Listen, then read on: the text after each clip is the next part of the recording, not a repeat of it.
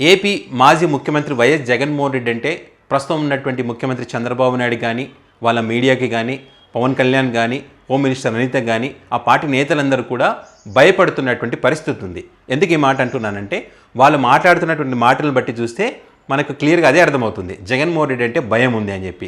ఏదైతే వీళ్ళు జగన్మోహన్ రెడ్డికి 11 సీట్లే వచ్చాయి, ప్రతిపక్ష హోదా కూడా ప్రజలు ఇవ్వలేదని చెప్తున్నప్పటికీ జగన్మోహన్ రెడ్డి అంటే ప్రతిరోజు భయపడుతున్నటువంటి పరిస్థితి. జగన్మోహన్ రెడ్డి ప్రస్తావన లేకుండా వాళ్ళ ఛానల్లో డిబేట్లు రానటువంటి పరిస్థితి, జగన్మోహన్ రెడ్డి ప్రస్తావన లేకుండా వాళ్ళ పత్రికల్లో వార్తలు రానటువంటి పరిస్థితి, జగన్మోహన్ రెడ్డి ప్రస్తావన లేకుండా క్యాబినెట్ మీటింగ్లు జరిగినటువంటి పరిస్థితి, జగన్మోహన్ రెడ్డి ప్రస్తావన లేకుండా కలెక్టర్ల సమావేశం జరిగినటువంటి పరిస్థితి, జగన్మోహన్ రెడ్డి ప్రస్తావన లేకుండా వాళ్ళు ఏర్పాటు చేసినటువంటి సభలు కానీ సమావేశాలు జరిగినటువంటి పరిస్థితి, జగన్మోహన్ రెడ్డి ప్రస్తావన లేకుండా వాళ్ళు ఇస్తానటువంటి హామీలు ఎత్తున్నాయో ఇవన్నీ కూడా అంటే జగన్మోహన్ రెడ్డి వల్లే మేము అమలు చేయలేకపోతున్నాం, జగన్మోహన్ రెడ్డి చేసిన తప్పిదాల వల్లే మేము ఇస్తాననేటువంటి హామీలను అమలు చేయలేకపోతున్నాం, ఈ పథకం అమలు చేయలేకపోతున్నాం అని చెప్పి ప్రతి చోట వాళ్ళ పత్రికలు కానీ, వాళ్ళ నాయకులు కానీ, మొత్తం ఎమ్మెల్యేలు కానీ, మంత్రులు కానీ ప్రతి ఒక్కరు కూడా జగన్ జగన్ జగన్ అనేటువంటి నామస్మరణ చేస్తున్నటువంటి పరిస్థితి. మరి 11 సీట్లు వచ్చాయి, ప్రతిపక్ష హోదా లేదన్నప్పుడు మరి ఎందుకు ఇంతలా భయపడుతున్నారు అంటే, జగన్మోహన్ రెడ్డికి 11 సీట్లే వచ్చినప్పటికీ ఆయన జగన్మోహన్ రెడ్డికి వచ్చినటువంటి ఓటింగ్ శాతం ఎంత? 40%. సో ఒక్కడు సింగిల్గా పోటీ చేస్తే వచ్చినటువంటి పర్సెంటేజ్ అది. మీరు ముగ్గురు కలిసినా కూడా జగన్మోహన్ రెడ్డిని నిలువరించలేకపోయారు. మీరు ఎప్పుడు చూసినా జగన్మోహన్ రెడ్డికి 11 సీట్లు, ప్రతిపక్ష హోదా లేదనేటువంటి మాట మాట్లాడుతున్నారు. కానీ మీరు భారీ స్థాయిలో మేము గెలిచాము, ప్రజలు మమ్మల్ని బంపర్ మెజారిటీతో గెలిపించారు, 164 సీట్లు మాకు వచ్చాయని ఎప్పుడైనా గట్టిగా చెప్పుకొని ఆనందంగా కళ్ళలో ఆనందాన్ని చూపిస్తూ సంతోషంగా సంబరాలు చేసుకునేటువంటి పరిస్థితి ఎక్కడైనా కనిపించింది ఆంధ్రప్రదేశ్లో? ఎక్కడా లేదు. ఎందుకంటే ఆ గెలుపు ఏ విధంగా వచ్చింది, అది భవిష్యత్తులో ఏం జరగబోతుంది అనేటువంటి విషయం వాళ్ళకు కూడా తెలుసు. కాబట్టే ఈ జగన్మోహన్ రెడ్డి ఉంటే మనకు ఖచ్చితంగా భవిష్యత్తులో ఇబ్బందే, మన రాజకీయ జీవితం నాశనం అయిపోతుంది. అదేవిధంగా నా కుమారుడు నారా లోకేష్ ముఖ్యమంత్రి కావాలని చెప్పి భవిష్యత్తులో ఏదైతే అనుకున్నామో అది కూడా జరగదు. కాబట్టి జగన్మోహన్ రెడ్డిని రాజకీయంగా భూస్థాపితం చేయడం కాదు, ఏకంగా భూమిలో పాతేయాలి అంటే శాశ్వతంగా భూస్థాపితం చేయాలనేటువంటి దుర్మార్గంగా మాట్లాడుతున్నటువంటి ఏకైక ముఖ్యమంత్రి చంద్రబాబు నాయుడు. ఈ ప్రపంచంలో ఎవ్వరు ఉండరు ఒక్క చంద్రబాబు నాయుడు తప్ప ఈ రకంగా మాట్లాడేటువంటి పరిస్థితి. ఒకసారి ఆయన ఏం మాట్లాడారో మీరు వినండి. తమ్ముళ్ళు, ఒక విషయం గుర్తుపెట్టుకోవాలి, మీరు ఇప్పుడు కూడా భూతం ఉంది. ఆ భూతాన్ని పూర్తిగా భూస్థాపితం చేస్తే తప్ప ఈ రాష్ట్రానికి ఎవరు మళ్ళీ రారు. ఆ విషయం మీరు గుర్తుపెట్టుకోవాలి. మళ్ళీ అంటా ఉంది ఆ భూతం లేచి నేను వస్తానని. ఏం చేస్తారు తల్లి? మీకు మంచి కావాలంటే, మీ భవిష్యత్తు ఉజ్వల భవిష్యత్తు కావాలంటే ఇలాంటి భూతాన్ని పూర్తిగా భూమిలో చిరస్థాయిగా ఏం చేయాలి? పాతేయాలి, కాంక్రీట్ కూడా వేయాలి మళ్ళా లేకుండా. అప్పుడే ఇది సాధ్యం అవుతుంది. సో ఇది చంద్రబాబు నాయుడు జగన్మోహన్ రెడ్డిని ఉద్దేశించి మాట్లాడినటువంటి మాటలు. తన స్థాయికి మరిచి, తన వయసును మరిచి, తన ముఖ్యమంత్రి అన్న సంగతిని మరిచి, జగన్మోహన్ రెడ్డి అంటే తన కొడుకు వయసు ఉన్నటువంటి వ్యక్తి, అపర చాణిక్యుడిగా పేరు ఉందని చెప్తాడు, విజనరీ కలిగినటువంటి వ్యక్తిని చెప్తాడు, 40 సంవత్సరాల రాజకీయ అనుభవం ఉందని చెప్తాడు. మరి ఇలాంటి వ్యక్తి బహిరంగంగా ప్రజల ముందు ఒక మాజీ ముఖ్యమంత్రిని పట్టుకొని ఈ రకంగా మరి భూస్థాపితం చేయాలని చెప్పి మాట్లాడడం ఎంతవరకు కరెక్ట్ అంటారు? రాజకీయంగా భూస్థాపితం చేస్తా అంటే అది రాజకీయంలో భాగంగా మాట్లాడింటారు అనుకోవచ్చు. కానీ ఏకంగా అంటే కంప్లీట్గా లేకుండానే చేయాలనేటువంటి ఎంత దుర్బుద్ధితో మాట్లాడుతున్నారంటే చంద్రబాబు నాయుడు, ఇంతకన్నా నీచం ఏమిటో చెప్పండి. అదే జగన్మోహన్ రెడ్డి కనుక ఈ రకంగా మాట్లాడునంటే ఎంత దారుణంగా ఉండేటువంటి పరిస్థితి. ఆంధ్రప్రదేశ్ అట్టుడికిపోయేది.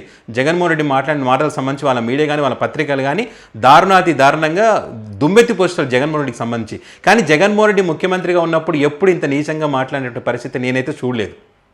ఇంత దారుణంగా మాట్లాడేటువంటి పరిస్థితి. ఆ పెద్ద మనిషి ఆ చంద్రబాబు నాయుడు అని జగన్మోహన్ రెడ్డి ప్రస్తావించాడు, కానీ ఈ రకంగా ఎప్పుడు మాట్లాడలేదు. జగన్మోహన్ రెడ్డికి సంబంధించి అనేక సందర్భాల్లో చంద్రబాబు నాయుడు ఎక్కడ పెడితే అక్కడ రాళ్ళు తీసుకొని కొట్టండి అంటాడు, గాలిలో కలిసిపోతావు అంటాడు, నాశనం అయిపోతావు అంటాడు, సైకో అంటాడు. ఇంత దారుణంగా అంటే ఫ్రస్ట్రేషన్లో ఏం మాట్లాడుతున్నాడో తెలియనటువంటి పరిస్థితి చంద్రబాబు నాయుడిది. ఎందుకు జగన్మోహన్ రెడ్డి ఉండకూడదని వీళ్ళు కోరుకుంటున్నారంటే, జగన్మోహన్ రెడ్డికి వచ్చినటువంటి 11 సీట్లు అయినప్పటికీ జగన్మోహన్ రెడ్డికి ఉన్నటువంటి జనాదరణ వేరు. మొన్న వినుకొండలో ఘటన జరిగినప్పుడు జగన్మోహన్ రెడ్డికి అక్కడికి వెళ్తే ఎంతమంది జనాలు వచ్చారో మనం చూసాం. అదేవిధంగా నంద్యాల అంటే రాయలసీమ ప్రాంతంలో జరిగినటువంటి ఒక ఘటనకు సంబంధించి ఆ కుటుంబాన్ని పరామర్శించలేకపోతే ఎంతమంది జనాలు వచ్చారో మనం చూసాం. అదేవిధంగా ఇప్పుడు అచ్యుతాపురంలో జరిగినటువంటి ఘటనకు సంబంధించి అక్కడ హాస్పిటల్ దగ్గర పోతే ఎంతమంది జనాలు వచ్చారో మనం చూసాం. ఎక్కడ సమస్య ఉందంటే అక్కడ జగన్ వెళ్ళి అక్కడ వాళ్ళని పరామర్శిస్తున్నాడు. ప్రభుత్వం నుంచి ఏం కావాలో వాళ్ళని ప్రశ్నించేటువంటి ప్రయత్నం చేస్తూ ఉన్నాడు. వాళ్ళు ఇస్తానన్నటువంటి హామీలు ఇవ్వకపోతే కూడా ప్రశ్నించేటువంటి ప్రయత్నం జగన్మోహన్ రెడ్డి చేస్తూ ఉన్నాడు. సో ఇదే రకంగా జగన్మోహన్ రెడ్డి కనుక ప్రజల్లో ఉంటే ఖచ్చితంగా భవిష్యత్తులో ఇబ్బంది పడేటువంటి అవకాశం ఉంటుందని వీళ్ళకి తెలుసు. ఇదే కాకుండా జగన్మోహన్ రెడ్డి ఈ మధ్యకాలంలో నిత్యం బెంగళూరు వెళ్తున్నారు. ఈ బెంగళూరు వెళ్ళడానికి ప్రధాన కారణం ఈ ఈవీఎంలకు సంబంధించినటువంటి ట్యాంపరింగ్కి సంబంధించి కొన్ని నిజాలు బయట పెట్టబోతున్నారనే ఒక చర్చ కూడా జరుగుతున్నటువంటి క్రమంలో నిజంగా వీళ్ళు భయపడుతున్నటువంటి పరిస్థితి ఉంది. జగన్మోహన్ రెడ్డి ఎప్పుడూ కొన్ని సంవత్సరాలుగా వెళ్ళిన జగన్మోహన్ రెడ్డి నిత్యం ఎందుకు బెంగళూరు వెళ్తా ఉన్నారు, మరి ఇప్పుడు కూడా లండన్ వెళ్ళేటువంటి ప్రయత్నం చేస్తూ ఉన్నారు. ఏదో జరగబోతా ఉంది. ఆ పార్టీకి సంబంధించినటువంటి నేతలు కూడా ఈసీని మరి రీకౌంటింగ్ రీవెరిఫికేషన్ చేయాలని కోరినటువంటి క్రమంలో ఈసీ వివరించినటువంటి తీరుకి సంబంధించి వాళ్ళు హైకోర్టుకు వెళ్ళడం జరిగింది. హైకోర్టులో కూడా న్యాయం జరగకపోతే సుప్రీంకోర్టు కూడా వెళ్తామని చెప్పినటువంటి పరిస్థితుల్లో దీనికి సంబంధించి ఇప్పటికి 3 నెలల కాలం కావస్తున్నా కూడా ఎన్నికలకు సంబంధించి ఇంకా ఈవీఎంల ట్యాంపరింగ్ జరిగిందని పెద్ద ఎత్తున చర్చ జరుగుతూ ఉంది. అనేక మంది మేధావులు కూడా ఈ ఎన్నికలకు సంబంధించి అనేక అనుమానాలు లేవనెత్తుతున్నటువంటి పరిస్థితి ఉంది. ఈ ఈసీ పనితీరును కూడా తప్పుపడుతున్నటువంటి పరిస్థితి ఈ భారతదేశంలో జరిగినటువంటి ఎన్నికలు ఇది మొట్టమొదటిసారి కావడం కూడా నిజంగా మరి ఏదో జరగబోతుంది అనడానికి ఇవన్నీ ఎగ్జాంపుల్స్ అనమాట. సో ఈ ఫ్రస్ట్రేషన్లోనే వీటన్నిటికి భయపడి జగన్మోహన్ రెడ్డి ఏదో చేయబోతున్నాడనే భయంతోనే ఈ రకంగా వీళ్ళు కానీ వీళ్ళ పత్రికలు కానీ వీళ్ళ నాయకులు కానీ వీళ్ళ ఎమ్మెల్యేలు కానీ వీళ్ళ మంత్రులు కానీ మాట్లాడుతున్నటువంటి పరిస్థితి ఉంది.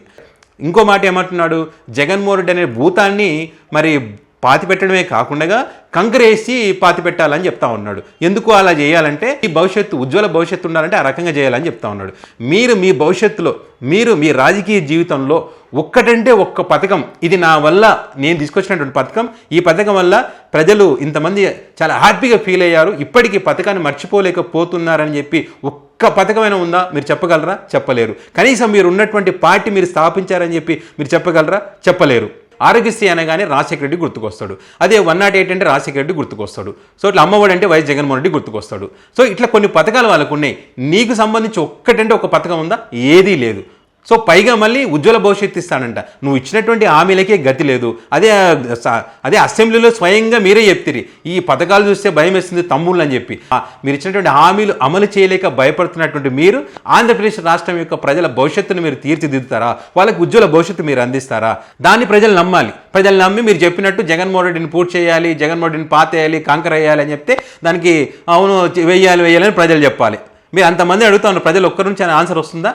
కనీసం ఆ రెస్పాన్స్ చూసినా మీకు అనిపించట్లేదా? అరే నేను మాట్లాడుతున్నటువంటి మాటలు ఇక్కడ ఉన్నటువంటి ప్రజలకే నచ్చట్లేదు, అక్కడ ఉన్నటువంటి ఎంతోమంది మీ పార్టీకి సంబంధించిన నాయకులు ఉంటారు కదా, వాళ్ళు కూడా కనీసం స్పందించినటువంటి పరిస్థితి ఉంది కదా, నేను ఈ రకంగా మాట్లాడడం కరెక్ట్ కాదనేటువంటి ఆలోచన కూడా మీకు రావట్లేదా? ఒక వ్యక్తిని భూమి మీద లేకుండా చేయాలని కోరుకోవడం ఎంత దుర్మార్గం. మీరు నిజంగా రాజకీయాలు శాశ్వతంగా ఉండాలనుకుంటే, ఎప్పుడు మీరే అధికారంలో ఉండాలనుకుంటే మీరు చేయాల్సినటువంటి పని ఏంటి? ఒక వ్యక్తిని భూమి మీద లేకుండా చేయాలని కోరుకోవడం కాదు, ఒక మంచి పరిపాలన అందిస్తే ప్రజలకు మేలు జరిగేటువంటి హామీలను అమలు చేసి, మీరు ఇచ్చినటువంటి హామీలు ఏవైతే అవన్నీ అమలు చేయండి, రాష్ట్రాన్ని అభివృద్ధి చేయండి, నిరుద్యోగ యువతకి ఎవరుతున్న వాళ్ళ ఉద్యోగ అవకాశాలు కల్పించండి, మహిళలకు మీరు ఇస్తున్నటువంటి ఏదైతే హామీలను అవన్నీ అమలు చేయండి. ఈ రకంగా నిరుపేదలైనటువంటి ఇల్లు లేనటువంటి పేదలకు ఇల్లు కట్టించండి, వ్యాపారస్తులకు ఉపాధి కల్పించండి, ఇప్పుడు ఖాళీగా ఉన్నటువంటి వారికి ఉపాధి కల్పించండి. ఇవన్నీ చేసిన తర్వాత వాళ్ళకి ప్రజలు మేలు చేస్తూ ఉంటే, ఆంధ్రప్రదేశ్ అభివృద్ధి అవుతూ ఉంటే, ఇప్పుడు జగన్మోహన్ రెడ్డి ఏడికి పోతేంది, ఎంతమంది వస్తేంది, ఎవరు పట్టించుకోరు. ఇప్పుడు జగన్మోహన్ రెడ్డిని అయ్యా బాబు నీతో అవసరం లేదు, మాకు చంద్రబాబు నాయుడు మంచిగా పాలన చేస్తూ ఉన్నాడు, మాకు అన్ని చూసుకుంటాడు, మరి మా ఉజ్వల భవిష్యత్తు ఇచ్చాడు మాకు ఆయన, కాబట్టి నీతో పని లేదని చెప్పి నిత్యం మిమ్మల్ని గెలిపిస్తారు. మీ తర్వాత మీ కుమారుడు నారా లోకేష్ కూడా ముఖ్యమంత్రి అయ్యేటువంటి అవకాశం ఉంటుంది. అట్లా మీరు మంచి పాలన అందించాలి. కానీ ఈ రకంగా జగన్మోహన్ రెడ్డిని భూస్థాపితం చేస్తాం, కాంగ్రెస్ పూర్తి చేస్తాము అని అంటే ప్రజలు ఊరికే ఉంటారా? ఈ రకంగా ఎవరైతే ప్రజలను మోసం చేసి అధికారంలోకి వచ్చి ఎవరైతే విర్రవీగుతున్న అహంకారంతో అలాంటి వ్యక్తులనే ప్రజలు కింద భూస్థాపితం చేసి మామూలు కంకర కాదు, డబల్ కంకర వేస్తారు. కంకర మీద కంకర వేసి పెద్ద ఎత్తున ఒక భారీ ఎత్తున కంకరేసి పూర్తి చేస్తారు, మళ్ళీ లేవకుండా. అంత ఆ రకంగా చేస్తారు ప్రజలు తెలుసుకుంటే. పైన భగవంతుడు అనేవాడు చూస్తాడు, కింద ప్రజలు కూడా గమనిస్తారు అన్నీ.